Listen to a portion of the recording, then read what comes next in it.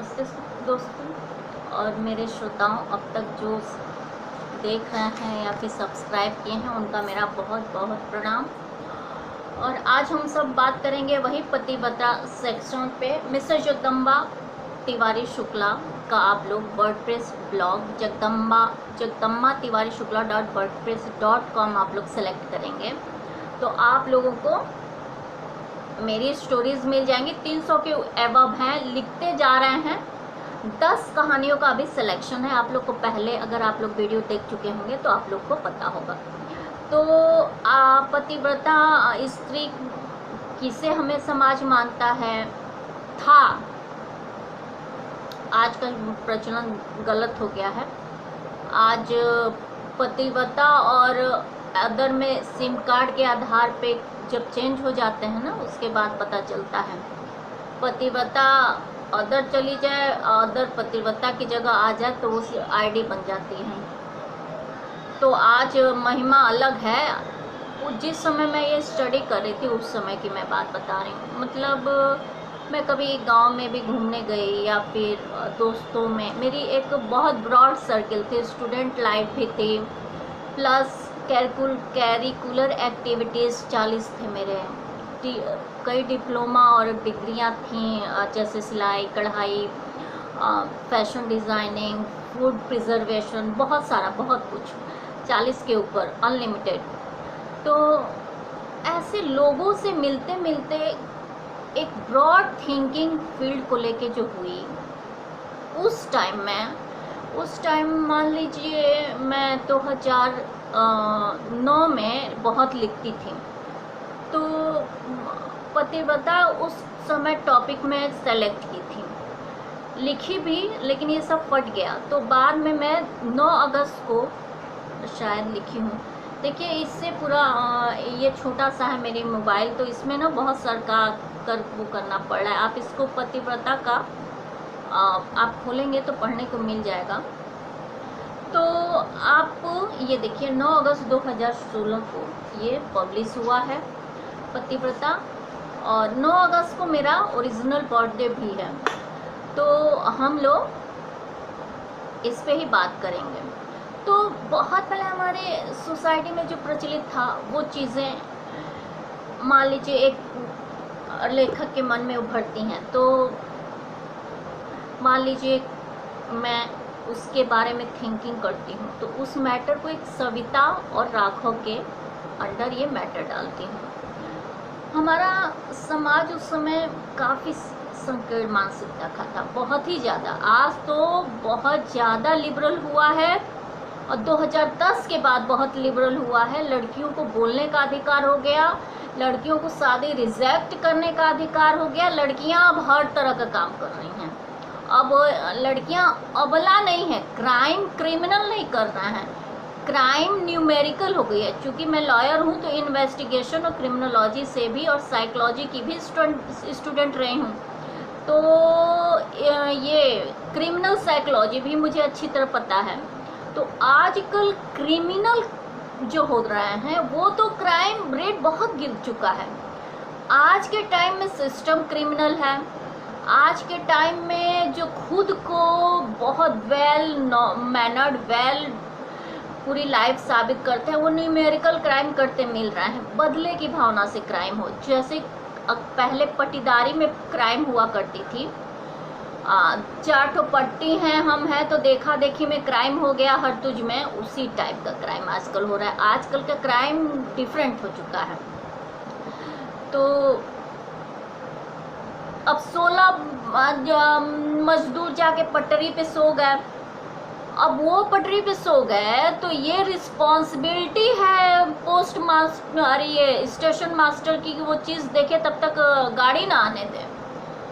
16 मजदूर मारे जाते हैं, वो सो गए, कोई पोस्ट मास्टर देखा नहीं, और रेलवे के एम्प्लॉइयों पे काम भी नहीं हुआ, एक्शन भी नहीं हुआ। और मीडिया जाके खूब फोटो डाके, देखिए रोज की टीआरपी देखिए, मार बकवास, मार दरिद्र बकतई, अब मार उसमें पब्लिक कमेंट पे कमेंट भी की है। फिर 16 साल की एक लड़की 11 मिलियन व्यू मिला, टिकटॉक की सुसाइड कर लेती है। फिर मार टिकटॉक, मार से मैसेज, सोसाइटी का यही काम है। अभी आज ही 16 साल की लड़की के साथ 10 लोग रेप किए हैं, फिर कमेंटबाजी होगी। यही सोसाइटी, यही न्यूमेरिकल क्राइम। अभी 16 साल के मैटर पे आप खुद देख लीजिए। 3 अभी एग्जाम्पल है। ये मेरे ह्यूमन राइट्स प्रोटेक्शन आर्मी का काम है, इसलिए बता रहा हूं। तो आज के क्राइम का मतलब ही क्या रह गया है? आज हमारे ही घर से बगल वाले क्राइम कर दें, हमारे ही सामने वाले क्राइम कर दें, हर घर में क्रिमिनल हैं, न्यूमेरिकल क्रिमिनल हैं। तो पतिव्रता स्त्री का 9 अगस्त 2016 जो मेरे बर्थडे पे हुआ है वो ये है, कैसा महसूस होता है जब कोई स्त्री धर्म निभाते स्वर्गवासी हो जाती है और समाज उसे सदा सुहागन का तमगा लगा उसके आत्महत्या को स्त्री का पतिव्रता धर्म मानकर उसे फूल माला से सजाकर उसके खामोशी को उसका धर्म बता उसे सती बना देता है समाज। आज ये बातें सब पर नहीं लागू होते हैं, पर कुछ घर आज भी ऐसे विचार रखते हैं और ऐसी ही परवरिश देते हैं अपनी लड़की को, जिसका खामियाजा उसे भुगतना पड़ता है। उसे यही कहा जाता है कि डोली मायके से उठती है, डोली मायके से और अर्थी ससुराल से उठती है लड़की की। यहाँ क्या ये समाज सही है? पति को जरूर देवता माने पत्नी, पर जब वो उस योग्य हो, और यदि पति देवता नहीं पति तो पति है, तब हमारा समाज क्या करेगा? मेरे पति ऐसे हैं जिन्हें मैं सच्चा जीवन साथी कह सकती हूँ, पर यदि वो पतित होते तो क्या मैं उनको देवता की तरह मानकर उनकी मार खाती? यही वो जगह है जहाँ कानून और समाज दोनों को देखना है, पर इसके लिए सबको पहले दकियानूसी विचार, वर्गवाद,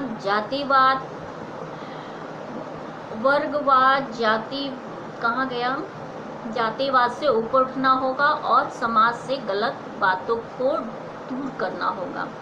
तब जाकर ये समाज सही मायने में रहने योग्य होगा। मेरी कहानी की नायिका सविता नाम की एक ऐसी लड़की है जो अपने सारे रिश्तों को निभाते हुए आगे बढ़ती रहती थी। घर के सारे काम अकेले करती थी।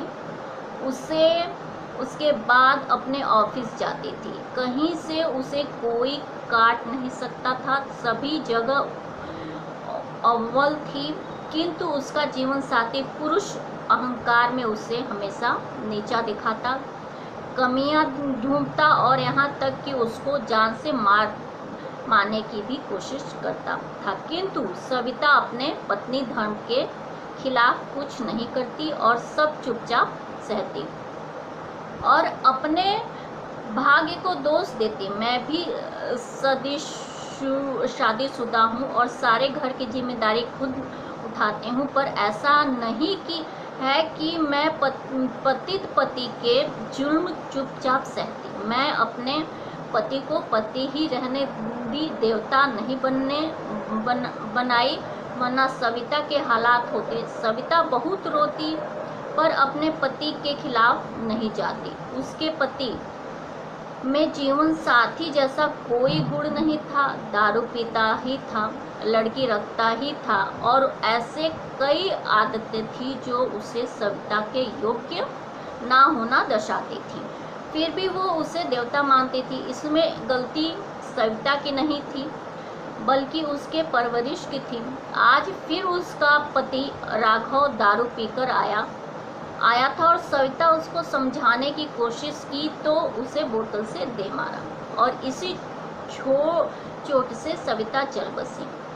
शराबी पति शराब पीता रहा। सविता का बिना जान का शरीर दूर जमीन पर पड़ा मुस्कुरा रहा था, मानो कह रही हो, मैं अपना पतिव्रता धर्म निभा मुक्ति पा ली, अब कोई दुख हमें नहीं मिल सकता। मैं जीत गई वाकई सविता की डोली मायके से और अर्थी ससुराल से उठ गई।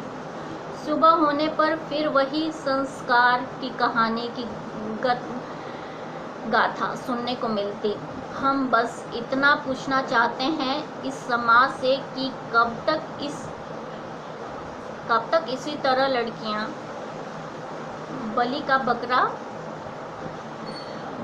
बनेंगी। संस्कार के नाम पर कोई तो हल होगा और सबको मिलकर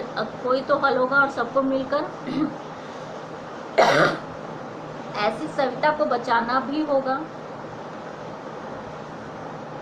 सविता को बचाना ही होगा। संस्कार मुझे भी पसंद है, पर जो संस्कार जीवन खत्म कर दे वो कैसे संस्कार हो सकता है। तो ये मैं आपको पढ़ के सुनाई जो मैं लिखी थी, क्योंकि ये सविता और राघव की कहानी ही मात्र नहीं थी, उस टाइम हर घर की कहानी थी। हमारी सीता जी रावण के पास कैसे रहीं ये सभी जानते हैं, हमारी कहानियाँ बताती हैं। हम वही ना देखें, हम राम और सीता को हम सब देखे तो हैं नहीं, जो कहानियाँ बताएं वो देखें। लेकिन उन कहानियों के अनुसार सीता जी 14 साल में कुछ साल वहाँ रही रावण के घर, काफ़ी सम्मान से रहीं। उसके बाद भी अज्ञानतावश धोबी की बात को मानकर राम जी अपने गर्भवती पत्नी को निकाल दिए। क्यों डायरेक्ट यही था कि उनको बदचलन साबित किया गया था। तो ये समाज है हमारा। अब उस समय का 2010 तक का समाज इतना ही गंदा था। औरतों का, अब मैं थी घर से बता के गई कि मैं जा रही हूँ वकालत करने इलाहाबाद। आप सोचिए, मैं एक लिस्ट बनाई हूँ लेकिन कोई आगे बोल ही नहीं रहा है।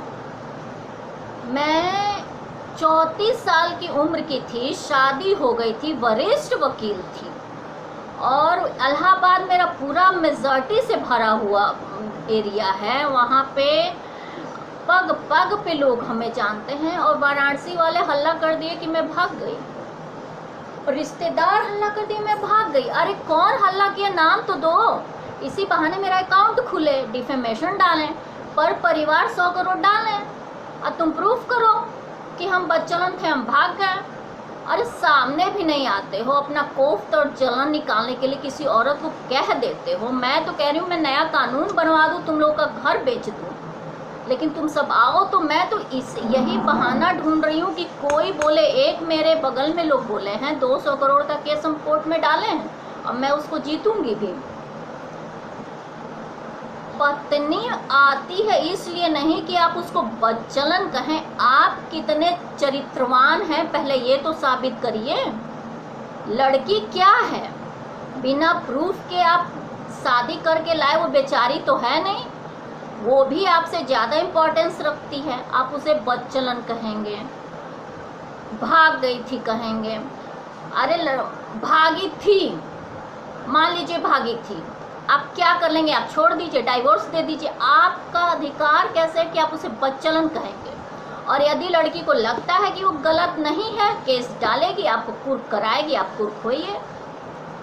आप जो करेंगे वो भरिए। कानून को तो सही का साथ देना चाहिए ना। मैं लॉयर हूँ, मुझे नहीं खरीदा जा सकता। जजों को खरीदा जा सकता है जो बिकते हैं, वकीलों को खरीदा जा सकता है क्योंकि उनकी आमदनी उतनी नहीं होती है, वो उतना खाते हैं दलाली का। और जजों को सेटिंग करके जज जीतते हैं क्योंकि उनमें काबिलियत नहीं होती है ना। हमारे में सेटिंग की हमको ज़रूरत होती है और ना मैटर की। मैं जब भी केस डाली हूँ, प्रेजेंटेशन के बाद डिक्री के इक्विवेलेंट है। जज बिक कर डिक्री नहीं दिए हैं, मैं उसके लिए लड़ रही हूँ, एग्जीक्यूट भी कराऊंगी। लॉ है, सेक्शन है, तो आपके पास पोस्ट पे बैठने का अधिकार नहीं है। लॉ फील्ड हो या कोई भी प्रोफेशनल फील्ड हो, अगर कोई लड़की जाती है तो उसके चरित्र पे उंगली उठाने वालों के खिलाफ सख्त से सख्त कार्रवाई होनी चाहिए। ये तो कानून कम से कम डिसाइड करे ना, या लड़की मुंह बना बना के सुनती रहे। क्यों सुने लड़की? कौन सा चरित्रवान लड़का उसके साथ काम कर रहा है कि वो सुने? बात तो यहाँ पे ये उठती है। तो मेरे पतिव्रता स्त्री का यही मैटर था जो 2009 के लगभग मैं लिखी थी। उस समय मैं ज़्यादा बेहतर लिखी थी, ये तो बहुत छोटा लिखी हूँ। आप my wife's murder Anil Kapoor का आप देखे होंगे, पता नहीं इसी के बाद बनी कि उसके पहले की कुछ इसी टाइप की स्टोरी थी। तो मेरा चैनल सब्सक्राइब करिए, लाइक करिए, शेयर करिए, और यदि मेरी स्टोरी से सहमत हो तो उसे और आगे भी बढ़ाइए। साइबर क्राइम मत करिए, ये प्रोफेशनल हार्म होता है जिसके लिए आपको बहुत भयंकर प्रूफ किया जा सकता है। तो धन्यवाद।